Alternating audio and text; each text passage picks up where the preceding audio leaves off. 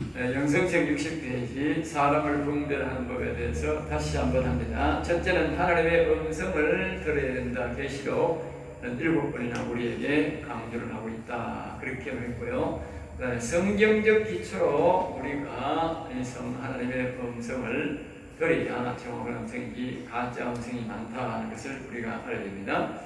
자, 그 다음에 이제 성경적 분별입니다. 성경적 분별로 해서 첫째는 뭐냐면 그 사람이 성경적 삶을 사는가, 아브라함과 이삭과 야곱 성경의 인물을 비교해서 성경적 인물을 살아가는가에 대해서 어떤 사람들은 대답을 보면 교회만 오면 다 예수 믿는 사람을 아는데 그래 않지 않습니다.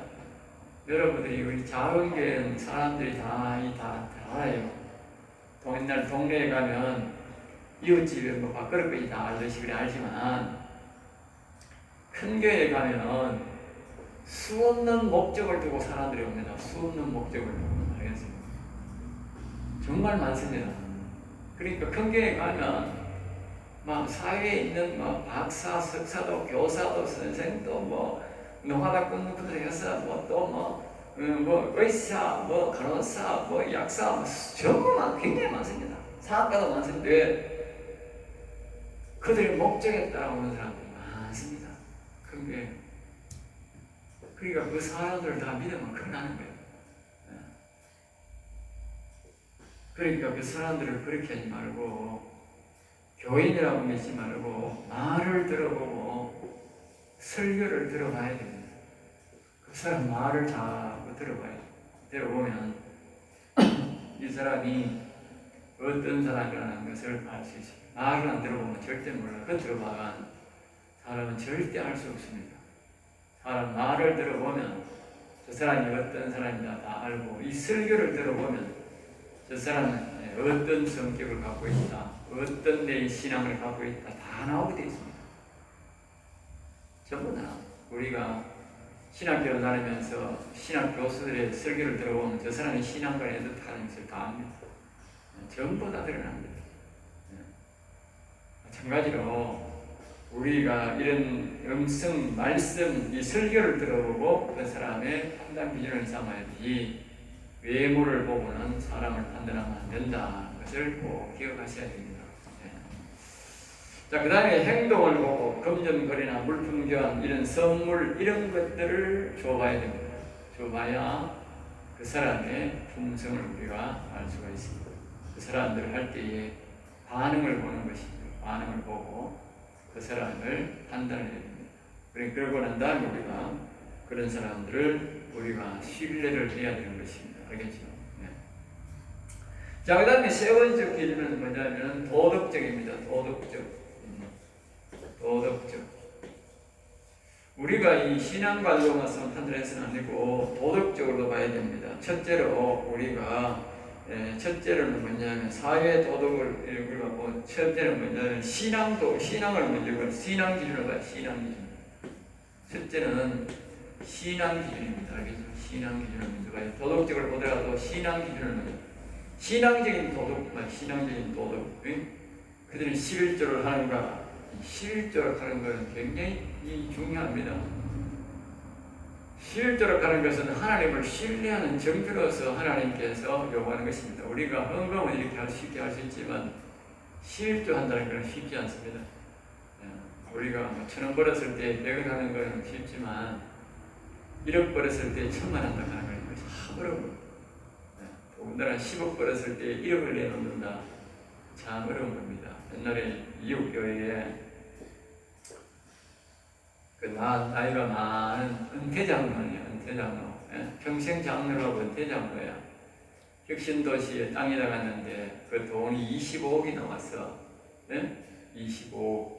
적은 돈이 아니죠. 땅이 많이 들어간 거죠.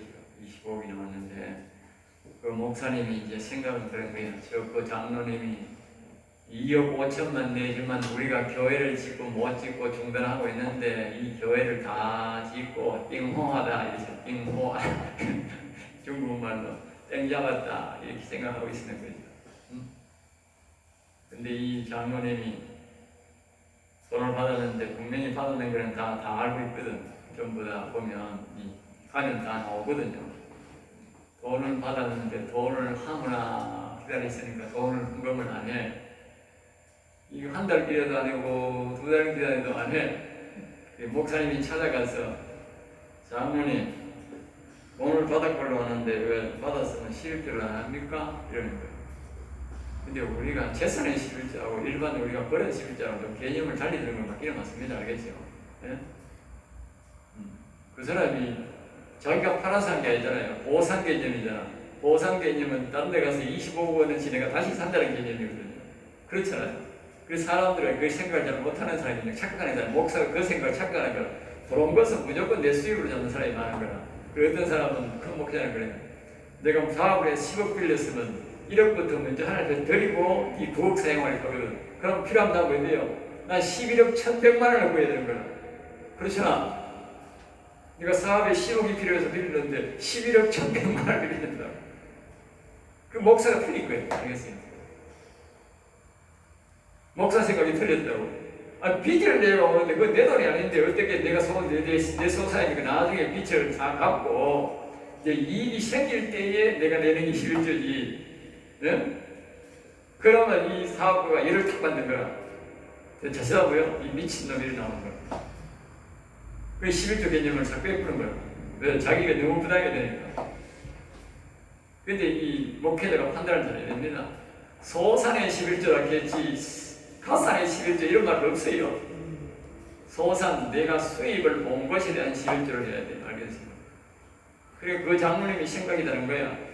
잘못이라고 하는 것보다 생각이 다른 거야. 그런데 목사가 11조 왜 안 내요? 이러니까 그 장로님이 그 다음날 며칠 있다가 몽땅 들고 저 시내를 생각한 거예요. 감사한 금 10원짜리도 못 받은 거예요. 알겠어요? 감사한 금 10원짜리. 개념이 다를 수도 있고 그렇게 11조를 부담을 느끼는 사람들이 있는 거예요. 감사해서 11조를 더 빼가지고 드릴 사람도 있지만 그걸 11조를 떠나서 알겠죠? 그러나 안 드리는 사람도 있다고 알겠죠? 개념이 다른 사람이 있다고. 개념이 보상 개념을 하면 아닌 거예요. 알겠어요? 보상 그렇잖아. 내가 보상이니까 25억을 받아서 25억이 지져가서 물건 사는 게 맞는 거예요. 그건 소산이 아닌 거예요. 알겠어요? 그걸 내가 이제 다 쓴다고 생각할 때는, 돈을 쓴다고 생각할 때는 보상이 될 수 있지만 내가 그걸 다시 산다고 할 때는 이 보상 개념이 11조 뛸 수가 없는 거예요. 25억이 다 같은 걸 사야 똑같은 물건 여기서 잃었으니까 여기 가서 사는 거예요. 생각하기 다른 거예요. 그리고 여기 목회가 자기 개념으로 가서 무조건 소장을 내놓으세요. 직장 월급 타는 사람들 개념으로 향하면 안 되는 거라. 사업 개념은 다르고 개념이 다른 거라. 지혜롭게 해야 되는 거라. 그래서 그때는요, 저 사람이 11조를 안 해도 있는 게 낫느냐 가는 게 낫느냐를 따져야 되는 거라. 알겠어요? 옛날 어른들 말에 부자는 집에 가면 뭐라도 먹을 게 있고요, 가난한 집에 가면 먹을 것도 없어. 찾아도 없어요. 알겠어요? 부자 있는 게 훨씬 나아. 알겠어요? 부자 집에 가면 찌끄레기를 먹고 살지만 가난한 집에 가면 먹고 싶어도요, 굶어 죽는 거예요. 그러니까 목사는 지혜롭게 해야 돼요. 지혜롭게. 네, 지혜롭게 해야 돼요. 이 11조라는 것을 그렇게 이야기하다 보면 그랬는데 여러분들은 성경적 11조를 가는 건 참 중요합니다. 그러니까 잣대가 아주 중요하다고 해요. 그 믿음이 있는 사람들이지 보통 사람은 되게 어려워요. 자, 그 다음에 이제 주일 성수를 하는가. 그 주일 성수나 11조나 개념이 비슷합니다. 알겠죠? 주일도 자기가 어떤 금전적으로나 모든 것에 손해를 본다고 생각할 때는 주일을 버리고 가지 않습니까? 그리고 11조나 주일이나 비등하게 간다고. 알겠어요? 하나님 앞에 시간을 전부 다 드린다는 뜻이 개념이라 10분의 1을 시간을 드린다는 개념이고 11조는 돈을 드린다는 개념입니다. 그리고 자기가 11조를 옳게 안 드리는 사람은 시간도 옳게 안 드립니다. 주일 성수 안 드립니다. 알겠습니까? 주일 성수하는 사람은 11조도 드립니다. 굉장히 성경적 우리 잣대, 큰 잣대라고 합니다. 두 번째, 감사의 기도입니다. 세 번째는 영적 분별 기도입니다. 영적 분별. 영적 분별. 우리가 영적 분별을 우리가 귀하게 생각하면은, 자, 육적 분별은 철저히 11조를 드리고 감사헌금을 드리고 그 다음에 주일 성수를 하고 이런다 할지라도 말입니다. 이 영적 분별이 없는 사람들은 말입니다. 자기가 극한 어려움이 올 때는 평소에는 11조도 잘하고 평소에는 주일 헌금은 주일 성수를 잘했다 할지라도 극한 상황에서는요 악을 선택합니다. 알겠습니까? 영적으로 가는 사람들은 극한 상황에서도 그렇지 않습니다. 평소에 자기 이 사람이 늘 하나님 이름을 부르는가, 예수님, 여호와의 이름을 부르는가, 주여 주님은 아닙니다. 주여 주님은 하나님 이름이 아닙니다. 믿으시면 아닙니다. 그걸 잘 보셔야 됩니다. 자, 말의 기준입니다. 말의 기준. 거짓말하면 그 사람이 우리가 자꾸 말하는데 어제 오늘 말이 다르다. 심각하다. 만약에 내가 그것을 기억하고 당신 어제 말하고 오늘하고 말이 틀리네 이렇게 말해보면 됩니다. 말이 왜 틀려요? 그러면 그 사람이 사정을 설명하고 미안합니다 하고 하면 그거는 우리가 그 사람이 정직한 사람이에요. 왜냐하면 사람의 경우에 따라 실수가 있거든. 실수가 있기 때문에 미안합니다. 어제는 이렇게 생각해서 이렇게 했는데 오늘은 그 생각이 내가 틀린 것 같습니다. 그러면 그건 자기 인정하는 거예요. 잘못을 인정하기 때문에 그거는 다시 문제를 삼으면 안 됩니다. 그 사람은 정직한 사람이에요. 어제 틀려도 어제 10번이 틀려도 10번 다 내가 잘못 생각했습니다. 내가 고치겠습니다. 이러면 그 사람은 정직한 사람이에요. 정직한 기준은 그래 둬야 되지. 아니 네가 어제 어제도 틀렸잖아. 이제 거짓말쟁이야. 그러면 안 됩니다. 그 사람이 사과를 안 하고 어제도 막 개무시하고 무슨 말 하더니 그대로 밀어붙이면 그거는 완전한 거짓말쟁이입니다. 거짓말쟁이 기준을 그렇게 두셔야 됩니다. 알겠죠? 우리 믿는 사람은 사과하고 회개하는 것은 무조건 다 없애줘야 됩니다. 그렇지 않으면 사람을 못 얻습니다. 사람은 자기도 실수할 수 있거든요. 자, 그 다음에 각종 모임에 회비를 내고 있는 노예, 총회 이런 데서 교회에서 각종 회비를 내고 있는가를 우리가 그것을 기준으로 삼을 수 있습니다. 그 다음에 이제 사회도덕.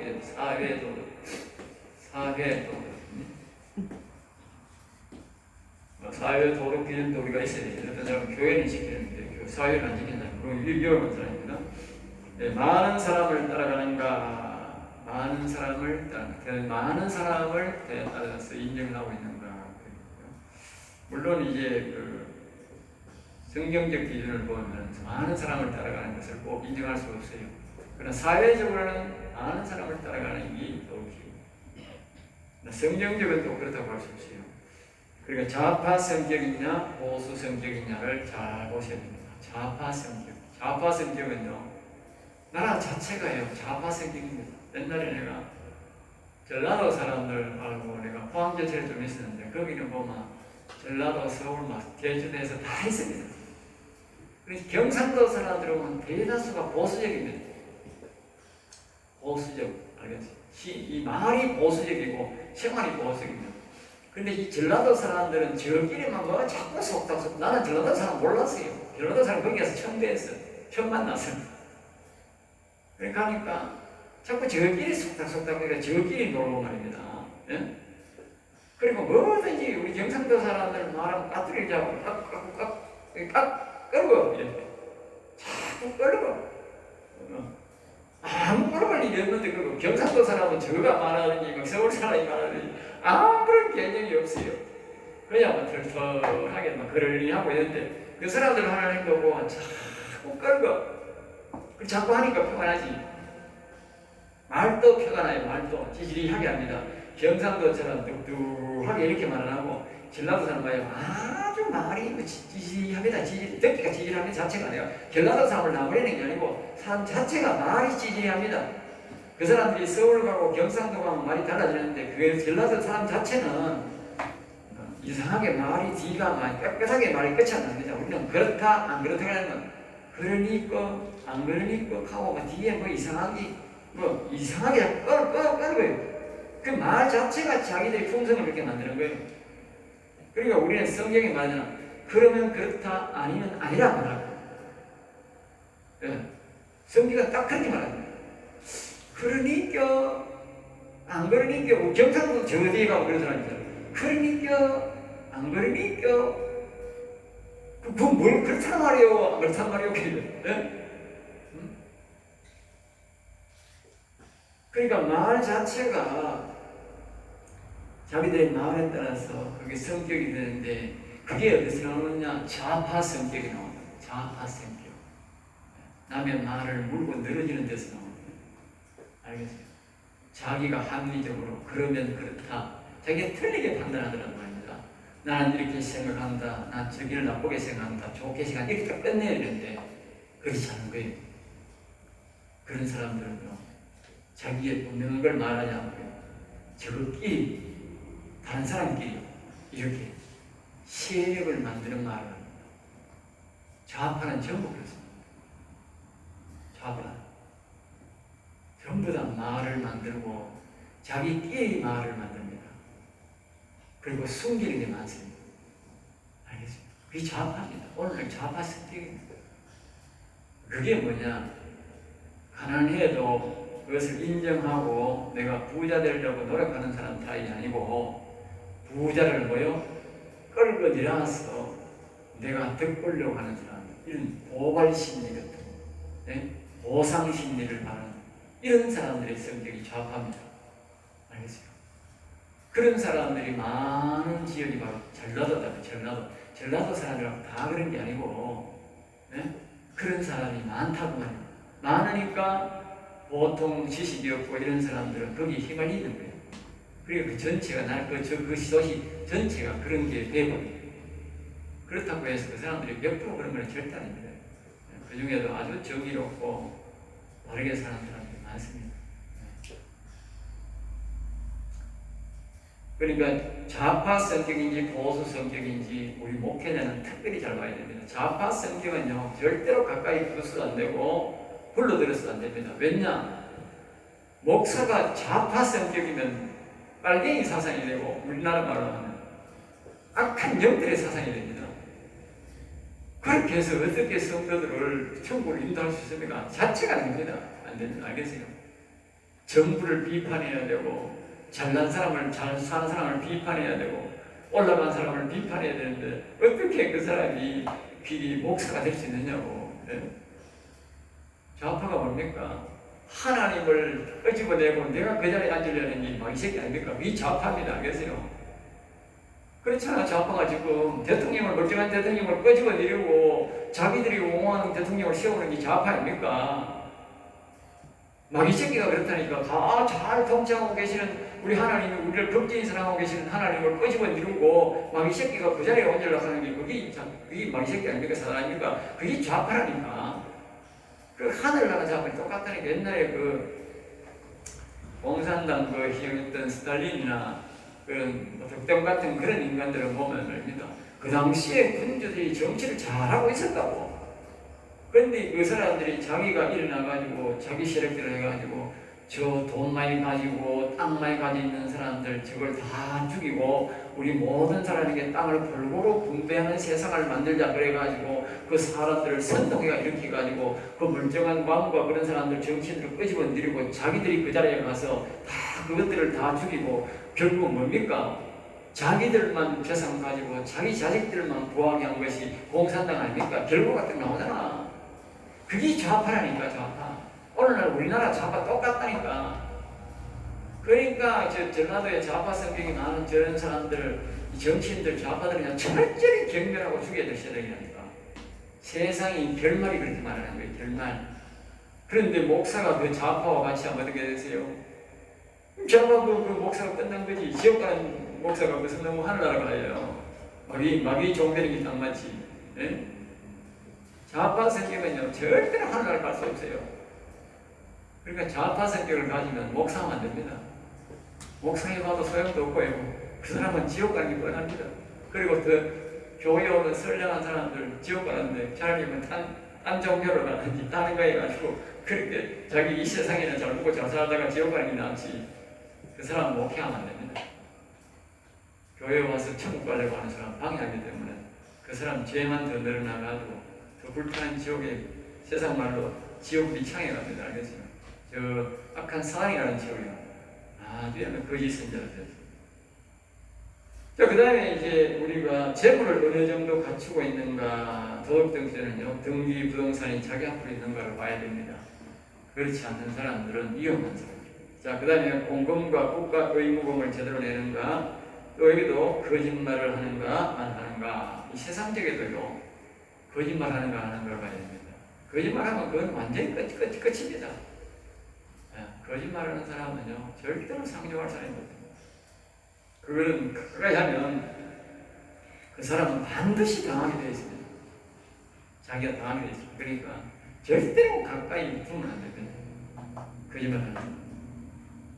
자, 밑에 이제 악한 영에 눌리거나 휩쓸리면 위에 것이 안 보일 수 있다. 일시적으로 삽니다. 악한 영에 이끌려버리면 지금 이렇게 말한 하나님의 음성 듣고 성경적 분별, 도덕적 분별, 성경적 기준, 도덕적 기준 이런 것들이 말입니다. 일시적으로 안 보일 수 있다.